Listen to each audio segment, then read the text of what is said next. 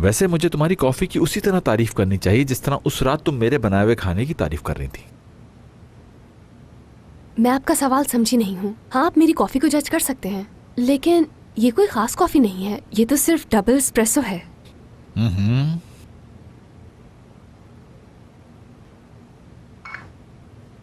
मोहब्बत छलक रही तुम्हारी। एक सिप पीने के बाद ही मुझे अंदाजा हो गया कि बहुत मोहब्बत से बनाई है ये कॉफी। बड़ा अपनापन है इसमें। हाँ, मगर इसके टेस्ट में गुस्सा भी है, थोड़ा सा, थोड़ी सी मस्ती भी है, और ये चीनी के बगैर भी बहुत मीठी है। ये मैंने प्यार से इसलिए बनाई है क्योंकि मुझे अपनी जॉब से बहुत प्यार है, और मैं गुस्से में इसलिए हूँ क्योंकि जो चाला ने मुझसे बातें कही हैं, आपको तो पता है उसका, मुराद सर। और अगर हाँ, मेरी कॉफी में आपको फन महसूस हो रहा है तो